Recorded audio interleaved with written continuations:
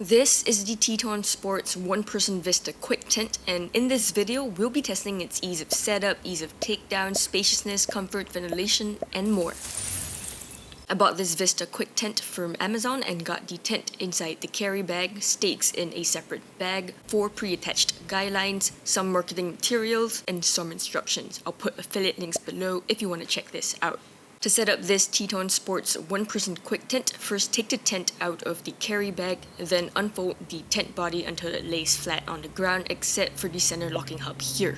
Next, unfold the side with the 2 longer poles and then lock these 2 longer poles like this. After that, grab the drawstring at the top of the center locking hub with one hand, lift it off the ground and use your other hand to push down on the locking hub.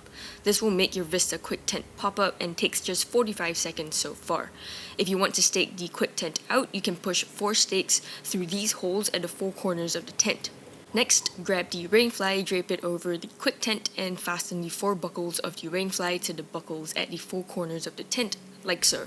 After that, make sure that the vestibule zip is zipped up, then guy out the quick tent with the 4 guy lines. Also, stake down the vestibule at the front of the tent. This will take another 2 minutes, so altogether the entire setup will take about 2 minutes and 45 seconds. To take down this one-person quick tent, first remove all the stakes. Remove the rainfly as well by unbuckling the 4 fasteners and then press down on these gray poles here. All the poles will fold down nicely and your tent body will be flat on the ground again. Unlock the 2 longer poles, fold them up like this, and your base should be a square now. Pick up the 4 edges of the square and fold them towards the center locking hub like this. Then lay it on the ground and push all the air out. This will take about 1.5 minutes. To pack up this one-person quick tent, grab the top of the rainfly, place it on the ground and fold it in half. Lay the carry bag beside it and fold the rainfly nicely such that it'll be the perfect size for the carry bag, like so. Put the tent on the edge of the rainfly, roll it up with the rainfly and place it all back into the carry bag. This will take just 1 minute. Altogether, the entire takedown and pack up will take 2.5 minutes. For more info on the entire setup and takedown process, you can check out this video on my channel. For the base area, this Teton Sports one-person Vista quick tent measures about 80 inches in length and 36 inches in width. When I fit my self-inflating Sea to Summit pad inside the one-person quick tent, there was plenty of space left over for gear. It could even fit 2 of me, but I think that's pushing it a bit. The peak height inside this one-person quick tent is about 33 inches. I was able to sit upright at the peak height, but my head would touch the top of the tent. The rest of this quick tent doesn't have this peak height. The walls slope downwards in a dome shape. When I sat on my Sea to Summit pad, which is about 1.5 inches thick, I could also sit up at the peak height of the tent, but I can't sit upright because my head touches the top. With the rainfly in place, I got a nice vestibule area, and the longest length of this vestibule area is about 12 inches. It was big enough to fit my footwear along with other stuff. If you want easier access into your tent if it's not raining, you can tie up the fabric of the rainfly with these 2 latches here. And this will give you access to the single door of this one-person quick tent. The door has a longest length of 44 inches and a longest width of 26 inches. This door has 2 zippers that can be opened and closed from the outside and the inside. The door extends almost all the way to the ground when opened, which makes getting in and going out of the tent easier. You can also tie up the fabric of the door with these 2 latches right here. I found these pretty loose though, and they always unravel for me. The top of this one-person quick tent has 2 straps that you can tie together in a loop and hang a lantern from. Other than that, I didn't see any other storage options like pockets, but I bought this tent a few years ago when it was still called the Outfitters one-person quick tent. I think the newer one-person Vista quick tent comes with a gear loft. Also, in addition to fitting a regular sleeping pad of 20 inches, you can fit plenty of other gear as well. On a hot day without any rain, you can first remove the 4 guideline stakes if you're using them, unbuckle the rainfly fasteners, and take the rainfly off entirely.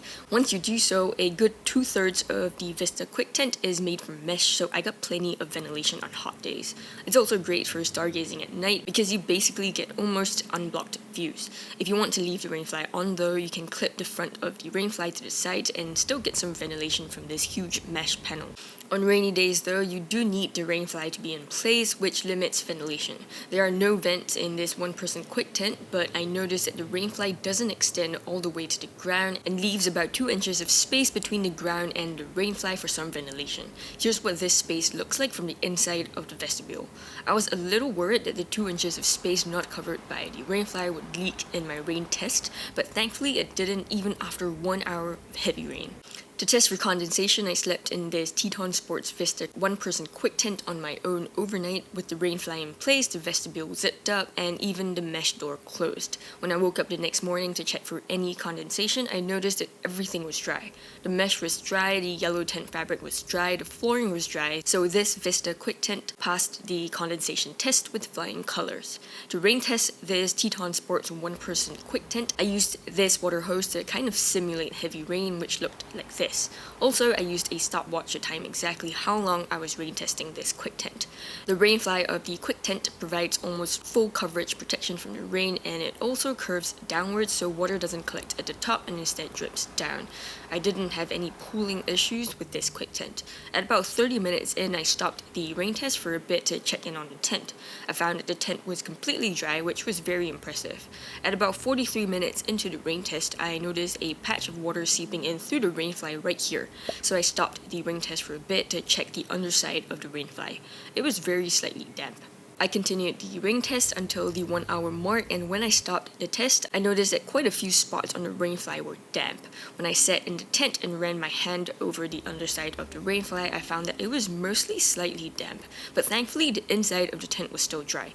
Even though the rainfly was a little damp, the water didn't get on the mesh or the yellow tent fabric. Even this yellow tent fabric here that was not covered by the rainfly was dry. The flooring feels quite thin and looked damp to me, but when I touched it, I realized that it was not wet, which was great. It isn't very thick though, so I highly recommend using a ground sheet with this tent. I also rain tested my two-person Vista quick tent, and you can check out the full rain test video on my channel. I didn't actually test for wind protection, but I did notice a few things. This one-person quick tent has 4 guy lines on the rainfly. When I guyed out the entire tent and tried to shake it, I found that it was pretty sturdy. The side with the 2 longer poles is a little bit less stable, but the side with the 2 shorter poles is much sturdier. The peak height isn't too high as well, so it would be able to take wind pretty well. The tent body is made of 75D taffeta, which I found to be pretty high quality, and I was very happy with it, but I do wish that they'd make the flooring a little bit thicker. I thought it was pretty thin. After my 1 hour heavy rain test, the flooring wasn't wet, but it felt to me like it might have leaked pretty soon after. Teton Sports says that the mesh is micro mesh, but to be more specific, it feels to me like a no-seam mesh. It feels really smooth and silky, and the holes of the mesh are really small. The only seams that were sealed were the seams on the rainfly of the one-person quick tent, and also this seam connecting the tent body to the flooring. But these are the 2 most crucial seams to be sealed, and was a big reason as to why my quick tent didn't leak in my heavy rain test. The stitching all around the tent was really consistent. Some were single stitched, like these pole clip attachments here, but most were double stitched. I found no loose threads in this tent at all. I don't think the zippers are branded, but they're very, very smooth. The poles are pretty high quality. I think they're fiberglass, and they are a little thicker than most of my other pop-up tents. The carry bag is high quality, can take a lot of tension, and it was super easy to fit the entire tent, rainfly, and all the other accessories back into the bag. For portability, this Teton Sports one-person quick tent has a packed size of 28 by 9 by 5 inches. For a size comparison, here's what it looks like beside a Coleman 2-person Sundome tent, as well as a 32-ounce Nalgene bottle. Notice that this one-person quick tent is a little bigger than a regular 2-person tent with a more traditional setup.